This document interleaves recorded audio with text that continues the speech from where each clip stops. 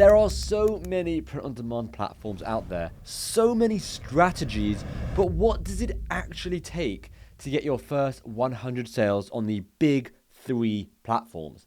Amazon's Merch on Demand, Etsy, and Shopify. In this video, I'm going to be revealing the exact strategy that you can use to get your first 100 sales on each of those platforms. How much 100 sales should make you in monetary terms, and how difficult it will be. No BS, just the harsh truth that I think everyone needs to know before attempting this business venture. Let's start with Amazon's Merch on Demand. With Amazon's Merch on Demand, you need to apply and actually get accepted. And this on its own can be a difficult process. And most of the time, they reject people. But for argument's sake, let's say you miraculously get accepted to sell on Amazon. What's next? Well, Amazon have gamified their print-on-demand system. You start on tier 10, and on tier 10, you're allowed to upload one design a day up to a maximum of 10 designs. So it will take you 10 days to max out your account. So you can imagine it's going to be very, very hard for you to get your first 100 sales, considering there are tens of millions of shirts on Amazon, and you have to try and stand out with your measly 10 designs. Going to be quite hard. Typically, what most people end up doing is buying their way out of tier 10, either through family or friends. The benefit here is the next tier you get upgraded to is tier 25, which allows you to have, you guessed it, 25 designs. So a little more chances of getting sales organically. Now, I also know a lot of people that have bought themselves out of tier 25 as well, but that can be very expensive. And an important thing to note is even after getting those 10 sales or the 25 sales, depending on what tier you're in, tiering up isn't guaranteed and there's no time frame. It could take a week, a month, 6 months. It's not regimented. We don't know when the next tier ups happen. Another strategy is to replace listings every 2 to 3 weeks. So if you post 10 designs and after 3 weeks you get sales from, let's say, 2 of them, but not the other 8, I would suggest removing those 8, at least for the time being, and replacing them with new designs that could end up getting you sales. And you keep rinsing and repeating this process until you have a good portion of your designs getting sales. It's a very, very, very, very slow process. Another thing to consider are the designs you are uploading. With a platform like Amazon, you want to be tracking what is selling well on the platform and sell those designs as well. Now, this is not an easy task, and it's far from passive when you're constantly chasing trends or chasing the next best design. It's important that you create designs that stick out on Amazon, enough that you actually get a couple of sales to eventually tier up. Unfortunately, it's just how the game works. So despite what you might be hearing on YouTube from other people or just on the internet, people say Amazon is passive because you create designs, you sit back, and you let the sales come in. They don't say that you've got to research the designs, you've got to create the right designs, you've got to delete designs, create new designs. Of course, yes, when you get to tier, 4,000 and crazy 100,000, whatever your tier is, then yes, you could start making endless amounts of designs, not worrying about filling out your spots, and hopefully start making some more passive income. However, it is a humongous amount of work. So for most people, for 99.999% of people, it's far from passive. In terms of how much you would make from your first 100 sales, well, if you're priced at $19.99, which is the upper end for Amazon, you would make $4.89 in royalties per item, meaning you'd get $489 for your first 100 sales. However, let's just assume you did bar your way out of tier 10. We would have to include that as a cost, and 10 items would cost you around $150, leaving you with a total profit of $338. A decent amount of money. However, this could take months and months and months to make. It's impossible to say. And that's the truth with Amazon Merch on Demand. Does it still sound appealing? I don't know. I like Amazon Merch on Demand, but it's really hard to turn it into a proper business, especially at the beginning. Now, let's look at Etsy. What does it take to get 100 sales? What are the strategies, and how much would you actually make from a monetary standpoint? Well, to start with, Etsy currently costs $15 to set up a shop. On top of that, you would need to pay 20 cents for each listing. Anyone can set up a shop and you can create a whole load of listings. It's not like Amazon in that sense. Now, there's a common theme that people are seeing their new Etsy account getting suspended straight after creating them, even if you pay the $15. But that can be easily remedied with a couple of emails, some LinkedIn posts to draw some attention to the problem, and various other things. And I detail exactly how to get your account back in this specific video. Now, of course, there is the whole element of setting up your Etsy, your account, your products, your settings, your promotions. There's a whole element there with Etsy that's considerably more complicated than Amazon. Amazon Merch on Demand, I should say, is very much plug and play.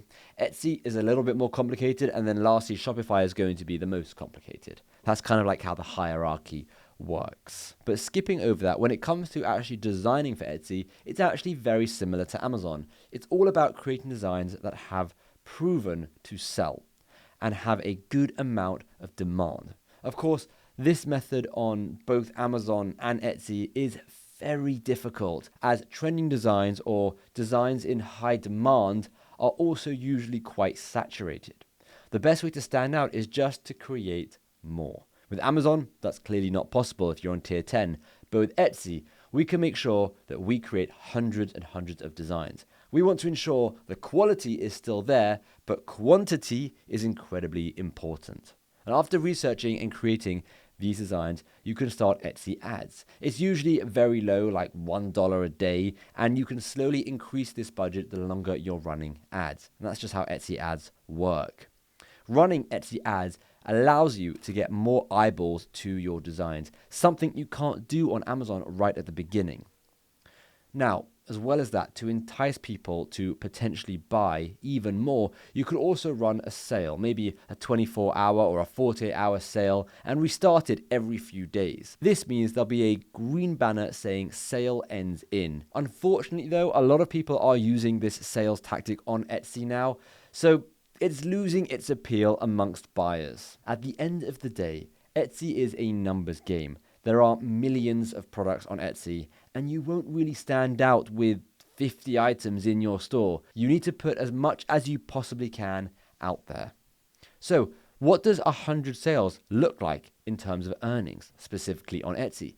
Well, if you're going to try the sales tactic, let's say you list at $19.99, but you have a sale on for $15.99.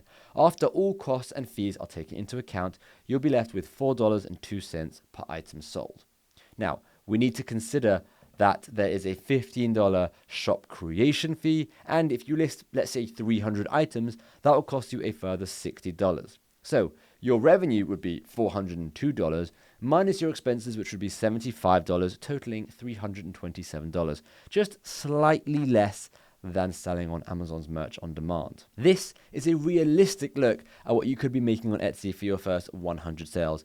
In terms of how long it would take to get these sales, well, that's impossible for anyone to say. It could be weeks, months, years. My advice would be to keep adding quality, popular designs and pretty much hope for the best. I know that's not what you want to hear. You don't want to hear post whatever you can and hope for the best. But this is me being honest and true with you. You know, you can watch other videos where they tell you, yeah, it's going to take you 3 days to get these sales, do this, this, and this. But that's just not the case. With something like Etsy and Amazon, you are reliant on the algorithm. So you could post a design and it might get no views. Now, I know with Etsy there are ads, so you can obviously pay for some more eyeballs on your designs, which is great. But at the end of the day, you are reliant on where you rank in the algorithm. And because of that, it's very hard to get lots and lots of traffic to your designs, and without traffic, you simply can't get sales. So finally, what does it take to get 100 sales on Shopify, and what does that actually look like from a monetary standpoint? Well, we all know Shopify is way more time consuming and certainly more complicated to set up than Amazon or Etsy. There's no doubt about that.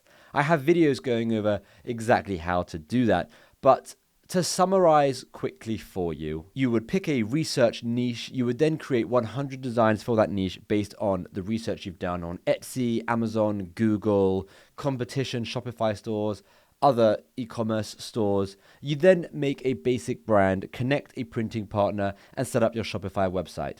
Brilliant! You are now done. You are ready to start running ads, getting those sales. Those 100 designs you are creating still need to be good, well-researched designs, like other platforms. However, the only difference here is the designs should all fit a singular niche, whereas on Etsy and Amazon, the niche isn't really important. It's more about creating as many popular designs as you possibly can about anything and everything.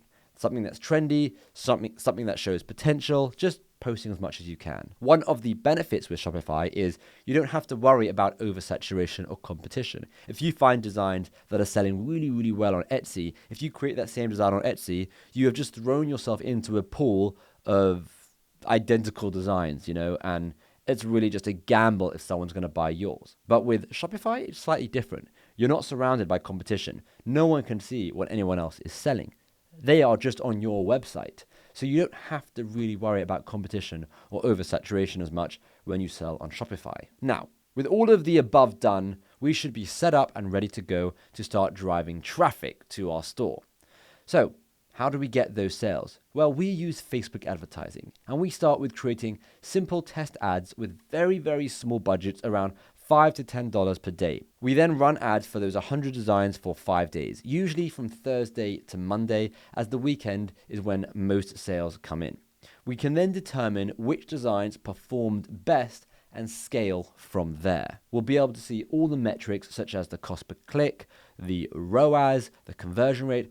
All these sort of metrics will help us to determine where to go and what to focus on moving forward. There are, of course, going to be more costs involved with using Shopify and, of course, running ads. So it's fair to say we aim for a 30% profit margin on our sales. Our revenue would be around $3,400, which is our average sale price times 100. Now, based on a 30% margin, we're looking at around $1,020 in profit. And this includes the Shopify fees, the Facebook ads, and all other fees like apps and stuff that would be included in this business model. Now, it's very important to know, with Shopify, it's not an exact science. It's very, very normal when starting out and testing new designs and testing new ads that your profit margin is actually nearer the 15% mark. Many people won't tell you that. Many people will just tell you, yeah, it's 30%, go for it. But actually, no, when you start, it's nearer the 15% mark. This is because Facebook is learning who your audience is. You're learning what designs do well, and there's a lot more testing at the early stages. So at a 15% margin, you're still looking at around a profit of $510. This is still pretty good from a profit standpoint. And in terms of time frame, well, this is a little different because you're not reliant on a marketplace or an algorithm to get you views on your product. Things happen a lot faster. From day one of running ads, you are getting visitors to your site. Visitors can turn into sales. So sales can happen fairly quickly.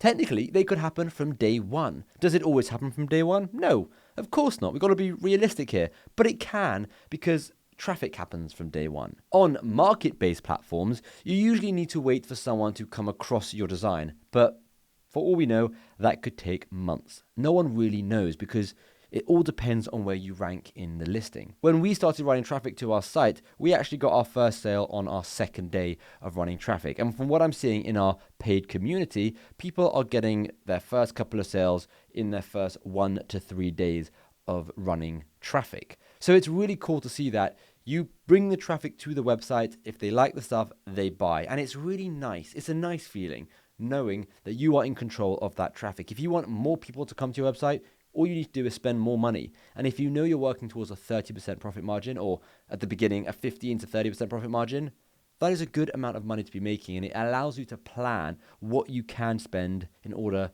to make X amount of sales. So that's what it realistically looks like, getting your first 100 sales on these 3 major platforms. I have a question for you. What platform would you pick if you could choose any? Let me know in the comments down below. And of course, don't forget to subscribe. The next goal, because we reached 100,000 subscribers, thank you. The next goal I'm going to say is a good 250,000. Is that possible? I have no idea. I guess there's only one way to find out. Smash that subscribe button.